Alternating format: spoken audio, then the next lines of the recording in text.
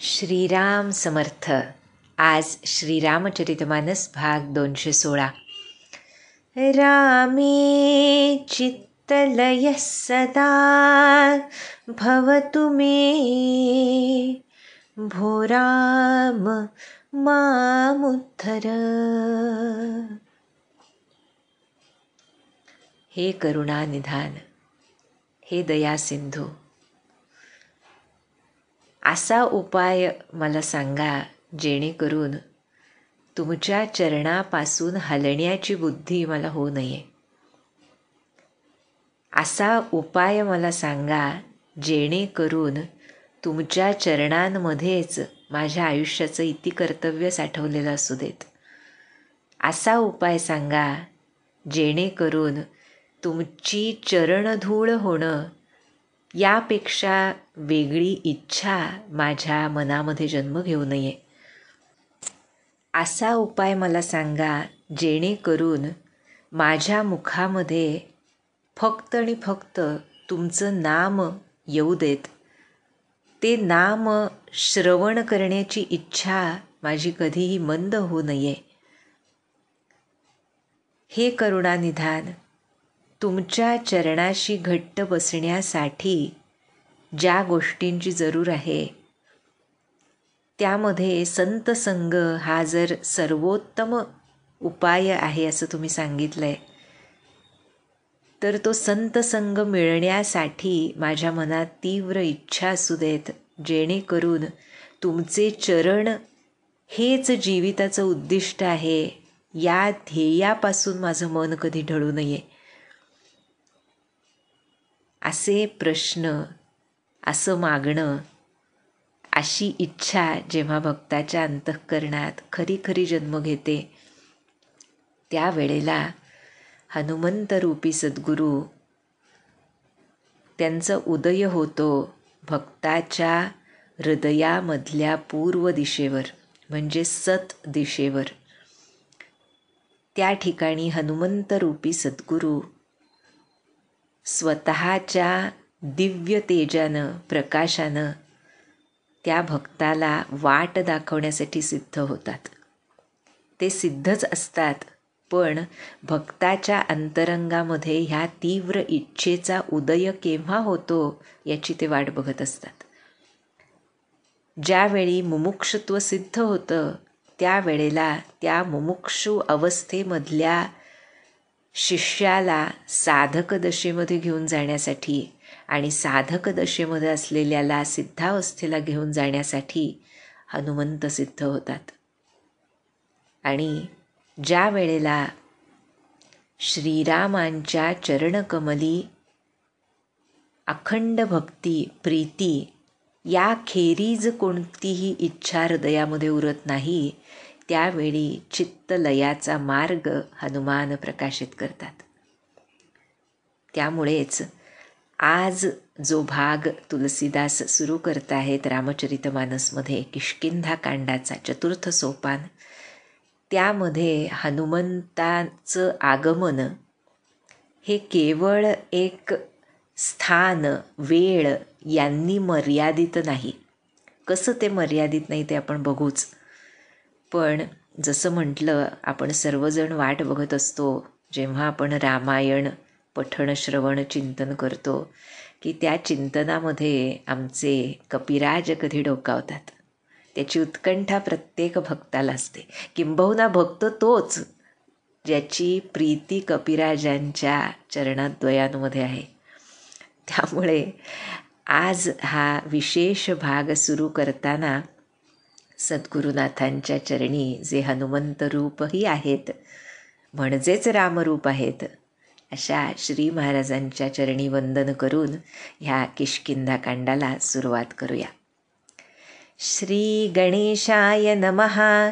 श्री जानकी वल्लभो विजयते. श्री रामचरितमानस 4th सोपान किष्किंधा कांड.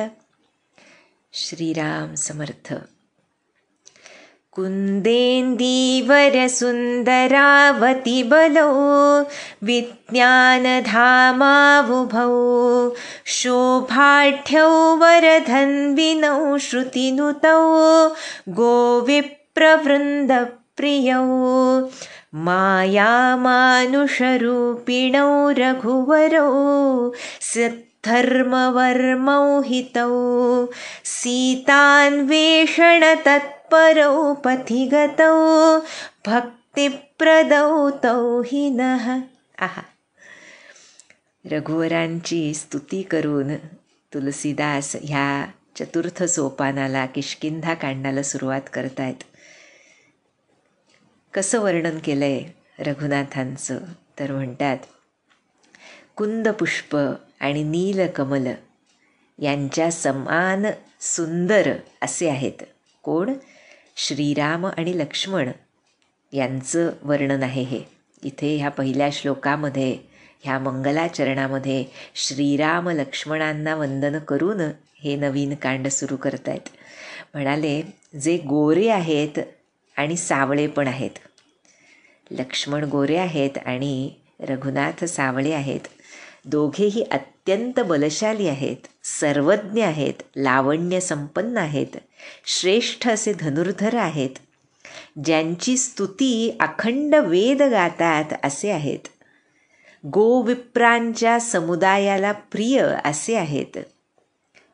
त्यानंतर असे आहेत ज्यांनी मायेनं, आपल्याच मायेनं मनुष्यरूप धारण केलंय. बरं का?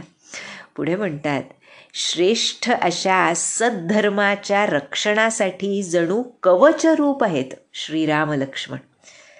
श्रीराम लक्ष्मणच ह्या श्रेष्ठ अशा धर्माचं रक्षण करतात, सर्वांचे हितकारी आहेत. आणि सीतान्वेषण तत्परो पथिगतो, श्री सीतामातेच्या शोधाला तत्परपणे निघालेले असे पांथस्थ आहेत. असे रघुकुल शिरोमणी श्रीराम आणि लक्ष्मण हे दोन्ही बंधू आम्हाला काय देवोत मागितलंय? भक्तिप्रदौ तौ हि नः, आम्हाला भक्तीचं वरदान प्रदान करोत. आणि आता ह्या श्रीराम स्तुतीनंतर कुणाचं आणि कशाचं वर्णन करतात बघूया.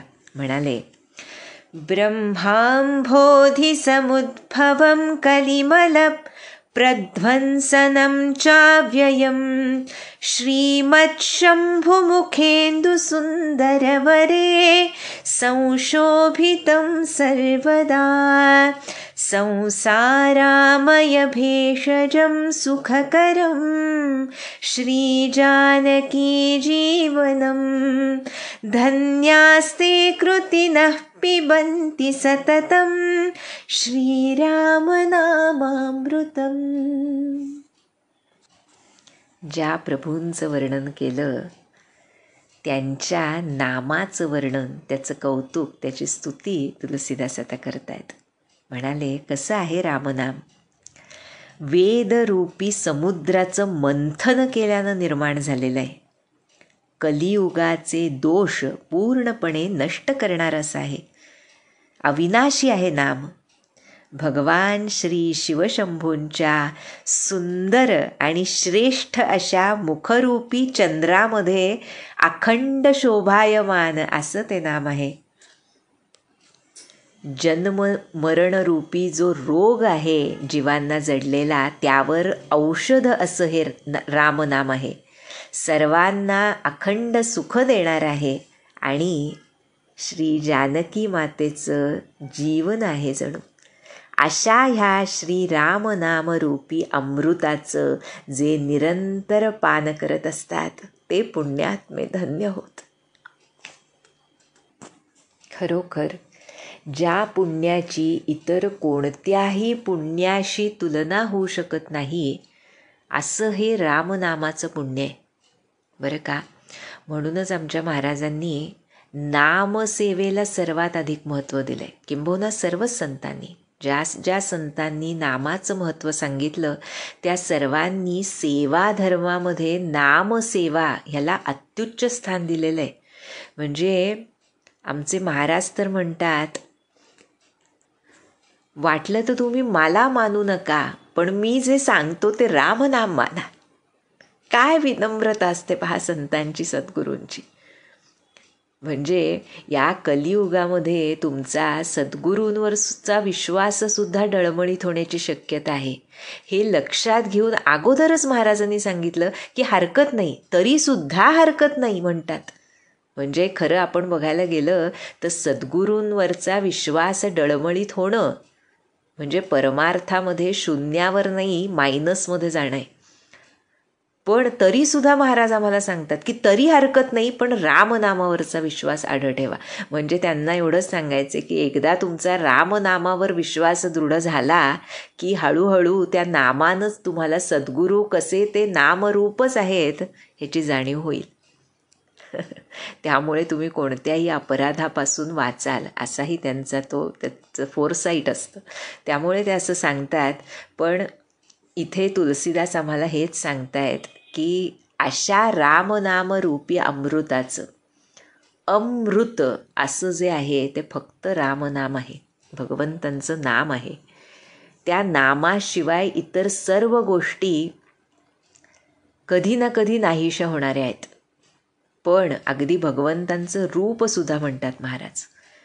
पण नाम जे आहे ते सगुण आणि निर्गुणाला सांधणारा दुवा असल्यामुळे, नाम त्या ब्रह्माचा प्रथम हुंकार असल्यामुळे ते अविनाशी आहे, ज्याचं वर्णन इथं तुलसीदास करत आहेत. अविनाशी ते रामनाम.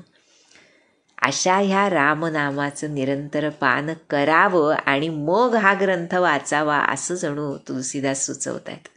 आणि अगदी खरं आहे ते. याच बाबतीत असं नाही, पण कोणतंही पारमार्थिक साधन हे रामनामाशिवाय शून्य आहे, किंवा भगवंताच्या नामाशिवाय, सद्गुरूंनी जे नाम दिलं आहे त्या नामाशिवाय, त्या नामाच्या साधनेशिवाय कोणतंही वाचन, पठण, श्रवण तुम्हाला खरा आनंद देऊ शकत नाही. कारण जरी पारमार्थिक असलं तरी त्या पारमार्थिक श्रवण मनन चिंतनामधला आनंद हृदयांतर्गत असलेल्या सद्गुरूंनी वसवलेल्या नामातून येत असतो.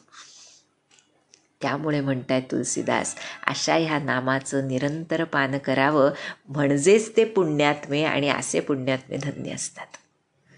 आणि आता असं हे रामनाम जे अखंड जपतात अशा शिवशंभू आणि आमच्या पार्वती मातेबद्दल सांगतायत. म्हणाले, मुक्ती जन्म मही जानी ज्ञान खानी अघहानी कर, जह बस शंभु भवानी सो काशी सेय कसन. जिथं प्रत्यक्ष शिवपार्वती राहतात त्या काशीला, काशी क्षेत्राला मुक्तीचं माहेर, ज्ञानाची खाण आणि पापांचा नाश करणारी मानून तिचं सेवन का बरं करू नये. पहा बरं, सेवन म्हटलंय पहा, म्हणजे काय हे जर विचार केला तर लक्षात येण्यासारखं आहे की काशी क्षेत्रामध्ये दुसरं आहे काय, जिथे प्रत्यक्ष भोलेनाथ त्या मणिकर्णिका घाटावर, म्हणजे त्या घाटाचं नाव घेतलं जातं, पण मुख्यतः त्या पूर्ण क्षेत्री. खरं काशी क्षेत्र हे अंतरंगातलं क्षेत्र आहे, पण बहिरंगात सुद्धा ते आहेच आपल्याकडे आज, नाही का. त्यामुळे अशा ह्या क्षेत्रामध्ये भगवान भोलेनाथ त्या मृत झालेल्या जीवाच्या कानात हे रामनाम सांगतात. म्हणजेच ते काशी क्षेत्र जे भगवान भोलेनाथ आणि माता पार्वतीचं निज क्षेत्र आहे ते कशानं भरलेलं आहे, कशानं ओथंबून वाहत आहे, तर रामनामानं ओथंबून वाहत आहे. त्यामुळे अशा ह्या ओथंबून वाहणाऱ्या रामनामरूपी अमृताचं सेवन का करू नये असं तुलसीदास आम्हाला विचारत आहेत. जी ज्ञानाची खाण आहे, जसं म्हटलं हे काशी क्षेत्र किंवा कोणतंही आध्यात्मिक, पारमार्थिक, धार्मिक क्षेत्र हे खरं अंतरंगामध्ये असतं. का बरं? कारण खऱ्या भक्ताच्या अंतःकरणामध्ये सद्गुरूंची, भगवंतांची पावलं अखंड स्थापित असतात आणि त्याच्या पलीकडे कुठलं क्षेत्र त्यांच्या दृष्टीनं असू शकत नाही.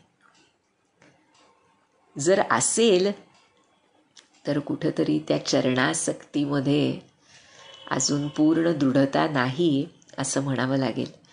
असं संत सांगतात. आमचे ब्रह्मानंद महाराज सुद्धा म्हणतात, नाही का, जेथे दिसे सद्गुरु चरण तेची आम्हा गोकर्ण, गोकर्णीचा महेश्वर सद्गुरुनाथ खरोखर. त्यामुळे ते स्वरूप प्रत्येकाच्या अंतरंगामध्ये आहे. प्रत्येकाच्या अंतरंगामध्ये सद्गुरु रूपी शिवशंभो त्या जीवाच्या कानामध्ये म्हणजेच त्याच्या अंतःकरणामध्ये रामनाम फुंकून त्याला पावन बनवत असतात, त्याला उत्तम गती देत असतात, त्याला पापरहित करत असतात, त्याच्या सर्व कर्मबंधनांचा नाश करत असतात. त्यामुळे इथे म्हणतायत की अशा ह्या रामनामाचं सेवन का बरं करू नये. खरोखर जर सद्ग्रंथ पठण श्रवण चिंतनानंतर त्याच्यापूर्वी त्याच्यामध्ये रामनामाचं स्मरण झालं नाही तर ती केवळ कादंबरी होते. अगदी सीतारामांचं चरित्र असो, हनुमंतांचं चरित्र असो, संत महात्म्यांचं चरित्र असो, राधेकृष्णाचं चरित्र असो, कोणतंही चरित्र असो, त्याला जर नामस्मरणाचा आधार नाही, त्याचा आश्रय नाही, तर त्यामधून अखंड आनंद आणि भगवत भाव निपजत नाही. अनेकदा आमची तक्रार जी असते की नामस्मरण मेकॅनिकल होतं, तसं का? कारण महाराजांनी अगदी सोप्या शब्दात सांगितलं की नाम कमी पडतं. आम्ही पारमार्थिक इतर अनेक गोष्टी करत असतो, त्यामध्ये आनंद मिळतो असं वाटत असतं, पण आपण मागे पण बघितलं तसं बऱ्याचदा लौकिक मनोरंजन कमी कमी करत करत आम्ही कुठंतरी पारमार्थिक मनोरंजनाकडे घसरत असतो. लौकिकापेक्षा ते बरं. म्हणजे संत सांगतात आम्हाला, कुठेतरी सिनेमाला जाऊन बसण्यापेक्षा घरामध्ये ग्रंथ वाचन करून त्या लीलेमध्ये रमणं कधीही चांगलं.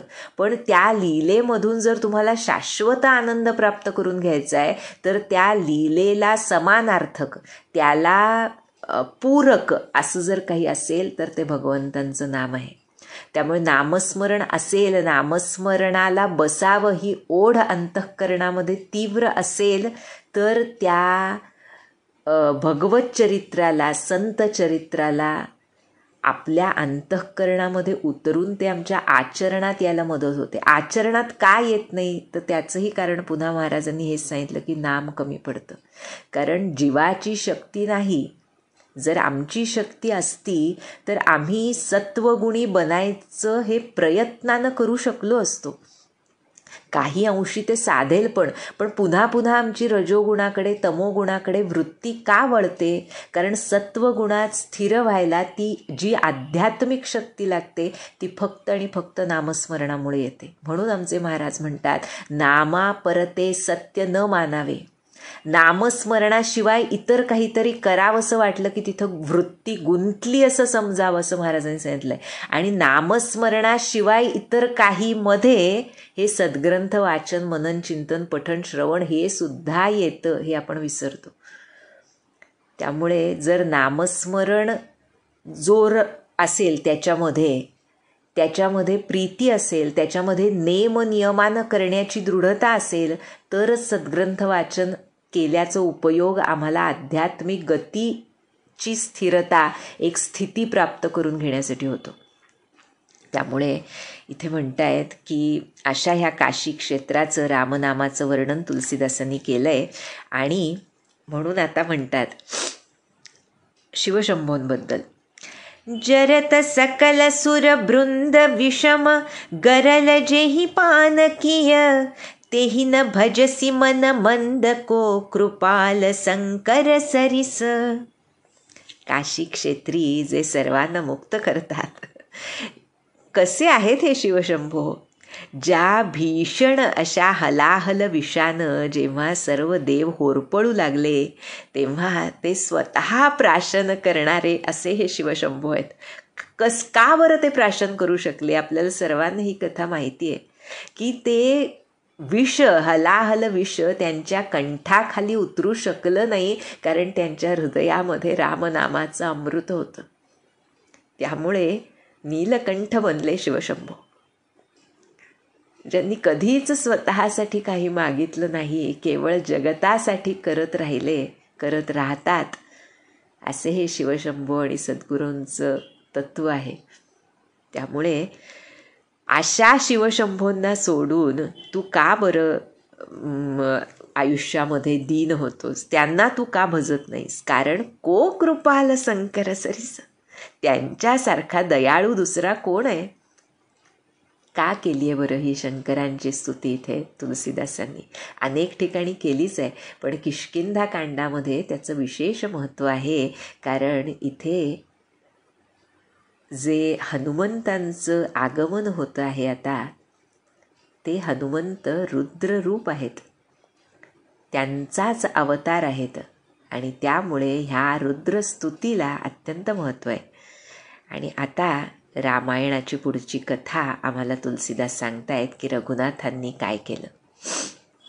म्हणाले, आगे चले बहुरी रघुराया, ऋषमुख पर्वत नियराया, तह रह सचिव सहित सुग्रीवा, आवत देखी अतुल बल सीवा, अति सभीत कह सुनु हनुमाना, पुरुष जुगल बल रूप निधाना, धरि बटु रूप देखो तै जाई, कहे सुजानी जिय सयन बुझाई. श्री रघुनाथ पुढे निघालेत वनामध्ये आणि कुठे आलेत तर ऋष्यमुख पर्वताजवळ आले. आपल्याला माहिती आहे शबरी मातेनं त्यांना सांगितलं होतं की तिथं तुमची वानरराज सुग्रीवांची भेट होईल म्हणून, नाही का? आणि तिथं त्या पर्वतावर सुग्रीव आपल्या मंत्र्यांसह राहत होते, बरं का? आपल्याला कथा माहीतच आहे की वाली आणि सुग्रीव यांच्या युद्धामध्ये जेव्हा त्या राक्षसाला मारायला सुग्रीव गुहेमध्ये गेले आणि परत आले नाहीत, आणि काही विपरीत स्थिती वालीला दिसली, तेव्हा सुग्रीवचा अंत झाला असं म्हणून वालीनं पूर्ण राज्य स्वतः चालवायला सुरुवात केली. एवढंच नाही तर सुग्रीवाची पत्नी तिलासुद्धा आपलं वश करून घेतलं. आणि त्यामुळे तेव्हापासून त्यानंतर सुग्रीव परत येऊन जेव्हा वालीला भेटला, त्यावेळेला मात्र वालीनं त्याला त्या राज्याच्या बाहेर निघून जा असं म्हणून त्याला निष्कासित केलं आणि पत्नीही दिली नाही. त्यामुळे सुग्रीव वालीच्या भीतीनं, अतुल पराक्रमी होता वाली, त्यामुळे त्याच्या भीतीनं हा त्याचा भाऊ सुग्रीव ह्या ऋष्यमुख पर्वतावर येऊन राहत होता, जिथं वाली येऊ शकत नव्हता. त्याला एक असा शाप होता की त्या पर्वतावर तो येऊ शकत नव्हता. त्यामुळे सुग्रीव तिथं त्या सर्व वानरांना घेऊन राहत होता, असं इथे तुलसीदास आम्हाला सांगताय. मंत्र्यांसह, म्हणजे जे मंत्री वानरराज त्या कुळामधले होते सर्व, आणि त्याचे मंत्री जे होते, जे वालीबरोबर राहण्यास ज्यांनी नकार दिला, ते सुग्रीवाबरोबर आले. आणि त्यामुळे हे सर्वजण त्या ऋष्यमुख पर्वतावर राहत होते. आणि त्यावेळेला या श्रीराम लक्ष्मणांना त्या वाटेवरून जाताना त्यांच्या मंत्र्यांनी आणि सुग्रीवानं बघितलं. अतुलनीय बलशाली आहे, त्याची परिसीमा असे असलेले दिसत होते श्रीराम लक्ष्मण. आणि त्यांना येताना बघून अतिशय घाबरून गेला सुग्रीव. त्याला वाटलं वालीनंच कुणाला तरी पाठवलं मला मारण्यासाठी. मी तर इतकं लांब राहतोय तरी काही त्याचं मन भरलेलं नाही, मला पूर्णपणे बाजूला करण्यासाठी वालीनं कुणाला तरी पाठवलं आहे असं वाटून सुग्रीव भयभीत झाला. आणि काय म्हणाला, कुणाला म्हणाला तर हनुमंतांना म्हणाला. हनुमंतांनी सूर्याची आज्ञा पाळण्यासाठी ह्या सूर्याच्या शिष्याबरोबर राहण्यासाठी म्हणून त्या ऋष्यमुख पर्वतावर येऊन राहिले होते हनुमान. त्यामुळे हनुमंतांना हा आता वाली म्हणतोय की हनुमान ऐक, हे दोन पुरुष जे मला दिसत आहेत ते बल आणि रूपाची जणू खाण आहेत. तू एक बटू रूप धारण कर, विप्र रूप धारण कर आणि जाऊन बघ तरी कोण आहेत हे, त्यांची खरी हकीकत जाणून घे आणि मग मला खूण कर. बरं का, इथे असं एक थोडंसं वाटतं म्हणजे पुढे सुद्धा वाटतं ते, जेव्हा आपण राम लक्ष्मणा आणि हनुमंतांची भेट होते, की तुलसीदासांनी हा जो हनुमंतांचा भाग आहे तो इतका सिम्पल का घेतला आहे नाही का. म्हणजे हनुमंतांची एंट्री अशी काहीतरी काय म्हणतो आपण ड्रॅमॅटिक, मॅजिकल अशी असावी असं आपल्या सर्वांनाच वाटतं आणि ती तशीच आहे खरं नाही का. कारण जसं आपण पूर्वी पण बघितलं की श्रीराम हे मनुष्य रूपात असल्यामुळे अगदी लॉजिकली, अगदी मानवी नीतिमूल्यांना धरून चालणारे आणि तदनुसार त्यांचं कर्म अशा दृष्टीनं आहेत. आणि ह्या मॅजिकला खऱ्या अर्थी ह्या शिवशंभोंच्या अवतारापासून, ह्या रुद्ररूप हनुमंतांच्या आगमनापासून रामायणामध्ये खरी ह्या मॅजिकला सुरुवात होते नाही का त्या सिद्धीला सुरुवात होते एक प्रकारे. पण तरीसुद्धा हा जो भाग आहे तो अगदी प्लेनली सांगितलं असं कुठेतरी हनुमत भक्तांना निश्चित वाटतं की तुलसीदासांनी हनुमंताबद्दल लिहिण्याआधी त्याच्याबद्दल काहीच कसं सांगितलं नाही. बरं का आणि तसं भक्ताच्या मनात येणं हे गैरसुद्धा नाही. इतकं हनुमंतांचं प्रेम सीतारामांच्या भक्तांच्या मनामध्ये असतं. किंबहुना तो सीतारामांचा भक्त तेव्हाच खरा जर त्याच्या मनामध्ये हनुमंतांबद्दल प्रेम असेल. जर आपण सगुणामध्ये त्यांना भिन्न भिन्न मनामध्ये मानत असू तर. खरंच सर्व एकच तत्वापासून आलेलं आहे, पण आपण इथे लीला स्वरूपामध्ये बघतो आहोत, त्यामुळे सर्व भिन्न भिन्न राहून त्यांची कार्य करतायत नाही का. त्यामुळे असं वाटतं. पण ह्याचं मुख्य कारण हे आहे आणि फार गोड कारण आहे ते, की तुलसीदासांसाठी हनुमंतांनीच त्यांना हे संबंध रामायण नजरेसमोर दाखवलंय. थोर हनुमत भक्त आहेत तुलसीदास.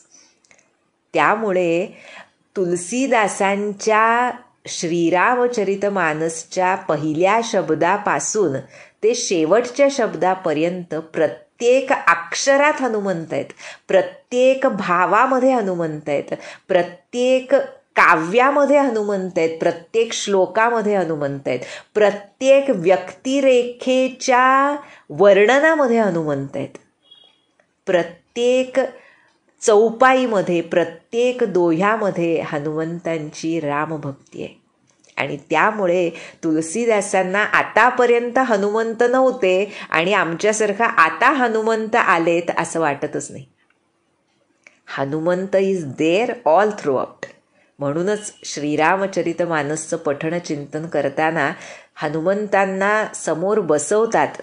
जे प्रवचनकार असतात, जे थोर कीर्तनकार असतात, ते हनुमंतांची मूर्ती तरी का होईना किंवा फोटो का होईना तिथं स्थापन करून मग हे सांगायला, त्यावर चिंतन करायला सुरुवात करतात. खरं ही स्थापना अंतरंगात व्हायची आणि त्यामुळे तुलसीदासांना ही हनुमंतांची एंट्री ड्रॅमॅटिक वगैरे आमच्यासारखी वाटत नाही. तुलसीदास म्हणतात आहेतच ते नाहीत तर रामायण कसलं नाही का. त्यामुळे आता सुग्रीवांनी जेव्हा विचारलं हनुमंतांना, पुढं काय झालं, पठये बाली होही मन मैला, भागौ तुरत तजो यह सैला, विप्ररूप धरि कपित गयऊ, माथनाई पूछत अस भयऊ. सुग्रीव म्हणतोय, हनुमंता, जर दुष्ट वालीनं या दोन्ही पुरुषांना पाठवलेलं असेल तर मी लगेच हा पर्वत सोडून पळून जाईन. इतकी भीती होती पहा सुग्रीवाच्या मनात वालीबद्दल. आणि हे ऐकलं आणि हनुमंतांनी काय केलं, विप्ररूप धरी कपित गयऊ. विप्ररूप, ब्राह्मणाचं रूप धारण केलं आणि श्रीराम लक्ष्मणांसन्निध जाऊन नतमस्तक होऊन विचारू लागले. काय विचारलं, को तुम श्यामल गौर शरीरा, छत्री रूप फिरहु बन बीरा, कठिन भूमि कोमल पदगामी, कवन हेतु बिचरहु बन स्वामी. हे वीरांनो, सावळे आणि गौरवर्णाचे तुम्ही आहात तरी कोण? क्षत्रिय असून सुद्धा वनामध्ये का बरं फिरताय? हे स्वामी, या कठोर भूमीवर कोमल अशा चरणकमलांनी चालणारे तुम्ही का बरं वनामध्ये फिरताय? या वर्णनावरूनच हनुमंतांनी ओळखलं नाही असं वाटतं का? हनुमंत आहेत, ते रामभक्त आहेत, पण तरीसुद्धा लौकिक लीला सुरू आहे, त्यामुळे विचारतायत. मृदुल मनोहर सुंदर गाता, सहत दुसह बन आतप बाता, की तुम तीनी देव महको, नर नारायण की तुम दो, जग कारण तारण भव भंजन धरनी भार, की तुम अखिल भुवनपती लीन मनुज अवतार. आहा, म्हणतायत कसे आहात तुम्ही दोघे? तर मनहरण करणारे असे आहात. सुंदर गाता, असं सुंदर शरीर श्यामल गौरवर्णाचं तुमचं आहे. असं असताना वनामधले हे दुस्सह ऊन वारे का बरं सहन करताय? ब्रह्मा विष्णू महेशांपैकी कुणी तुम्ही आहात? या तिघांपैकी की नरनारायण आहात? पुढे म्हणतायत की जगाचं मूल कारण आणि संबंध सर्व लोकांचे स्वामी असलेले प्रत्यक्ष भगवंत आहात की काय? की लोकांनी भवसागर पार करून जावा आणि पृथ्वीचा भार नष्ट व्हावा म्हणून तुम्ही लीन मनुष्य अवतार, म्हणून तुम्ही मनुष्य रूपात आलाय का? आता ह्या वर्णनानंतर हनुमंतांनी त्यांना ओळखलं नाही, कसं म्हणावं? मग का बरं असं लिहिलं असेल? सर्व रामायणांमध्ये हे वर्णन आहे की हनुमंतांनी विप्र रूप धारण करून श्रीरामांसन्निध जाऊन त्यांना प्रश्न केले. वाल्मिकी रामायणात खूप सुंदर वर्णन आहे, अध्यात्म रामायणात आहे, सर्व ठिकाणी आहे की असं वर्णन आहे की विप्र रूपामध्ये त्यांनी असं काही प्रभावी भाषण केलं त्या दोन्ही वीरांसमोर, श्रीराम लक्ष्मणांसमोर, आणि सर्व वर्णन करून सुद्धा विचारतायत की तुम्ही कोण आहात. म्हणजे माहीत असूनही विचारतायत की तुम्ही कोण आहात. यावरून हनुमंत रूपी सद्गुरू आम्हाला शिकवतायत की बाळा, भगवंत समोर असतात, आपण ओळखू शकत नाही.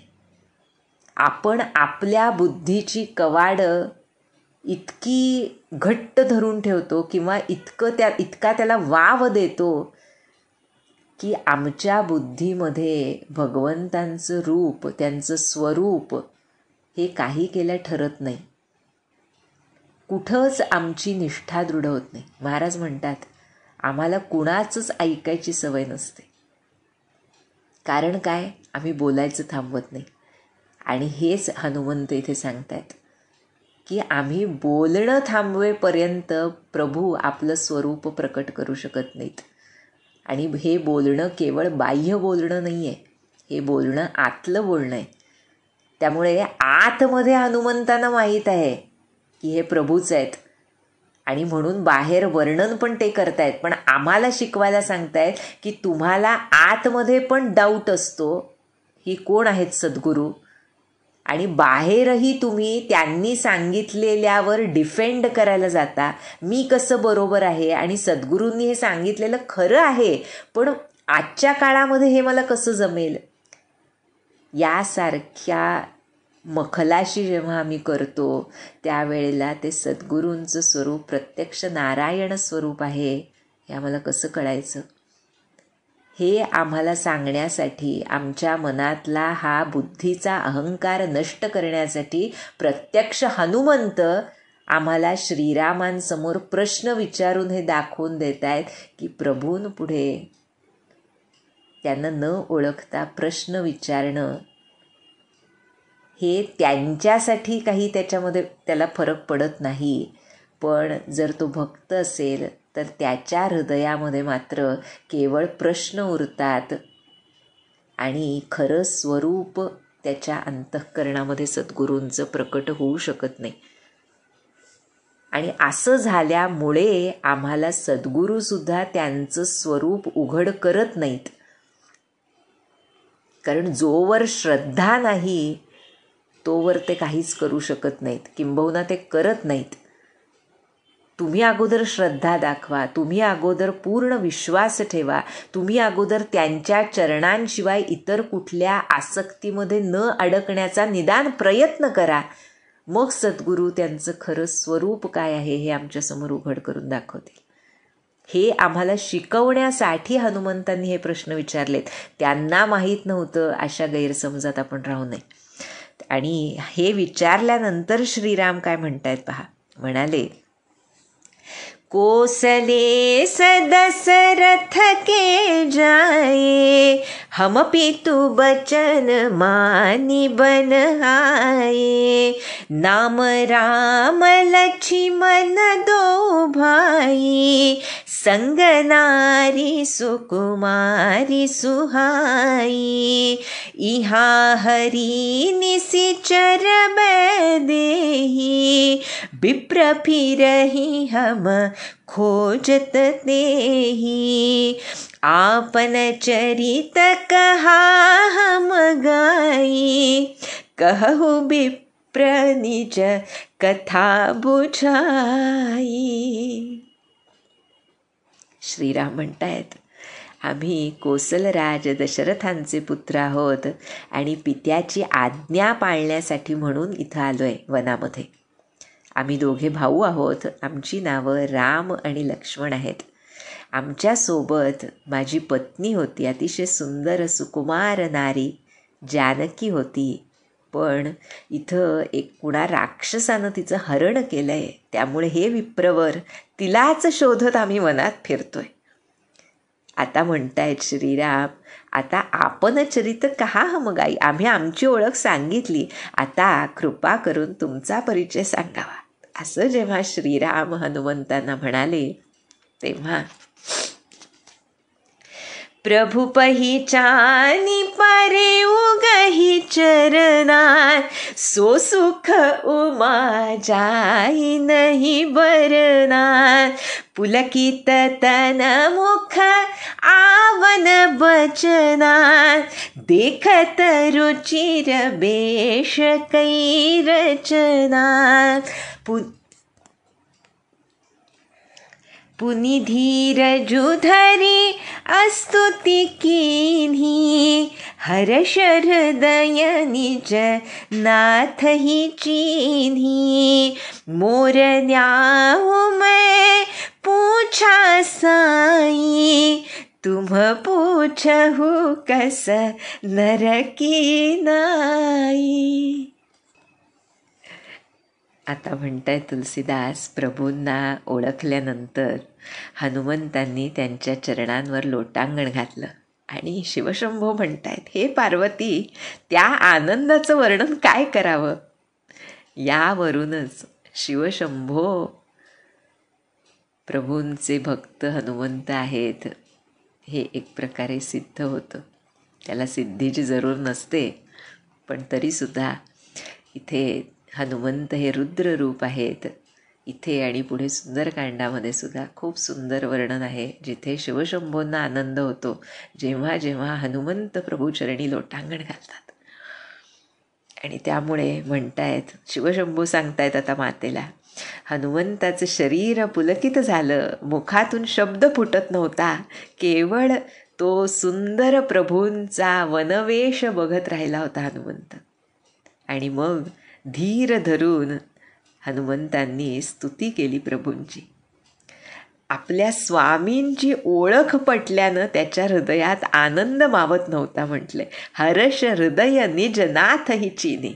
खरोखर ज्या क्षणी ओळख पटते त्या क्षणी तो जीव धावून निघतो. इथे प्रत्यक्ष रुद्ररूप हनुमंत आहेत, पण जिथं जिथं म्हणून सत्शिष्याला सद्गुरूंची ओळख पटली तिथं तिथं त्या शिष्याच्या आयुष्यामध्ये करायचं म्हणून काही बाकी उरत नाही.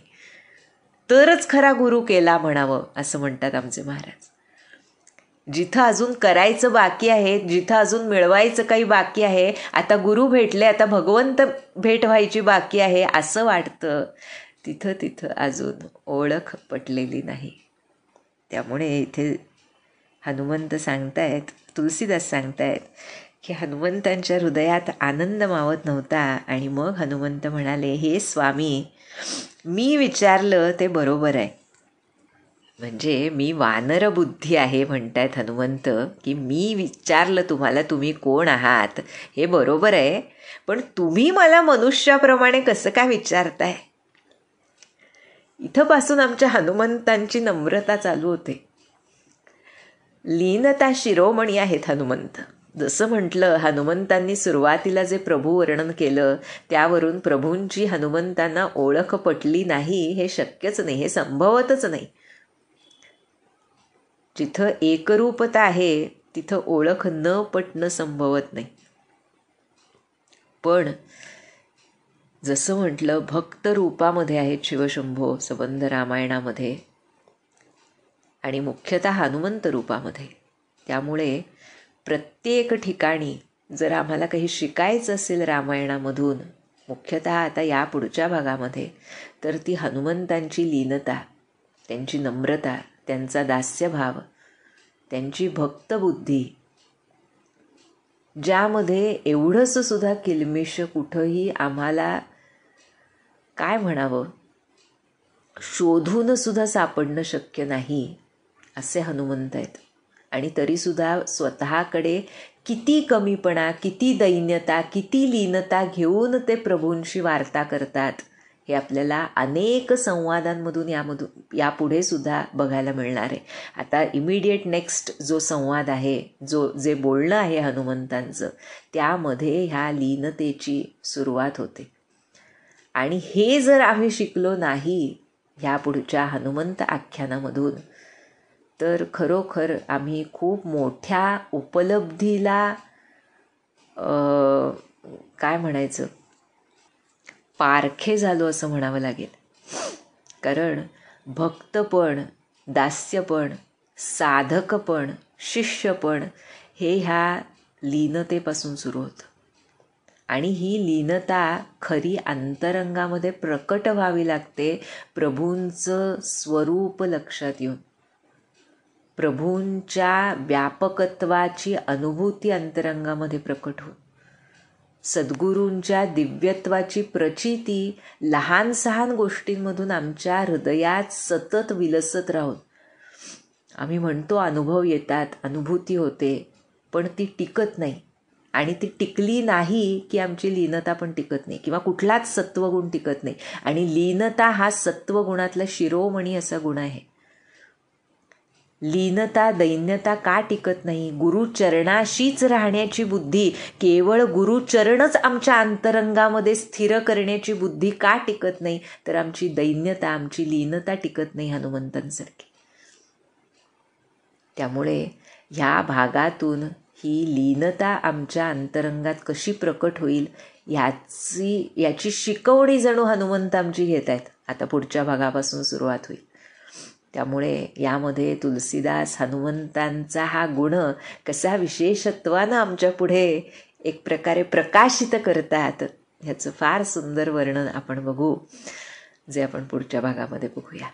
तोवर या हनुमंतांच्या चरणी, जे रामरूप आहेत, त्यांच्या चरणी अखंड कृतज्ञता व्यक्त करून त्यांच्या भक्तीचा इवलासा कण का होईना आमच्या अंतरंगामध्ये रोपित व्हावा. जो सद्गुरू रूपी हनुमंतांनी रोपित केलेल्या रामनामाला पोषित करावा आणि त्यामध्ये प्रीती देणारा व्हावा, हीच सद्गुरुनाथांच्या चरणी प्रार्थना करूया. जानकी जीवन स्मरण. जय जय राम.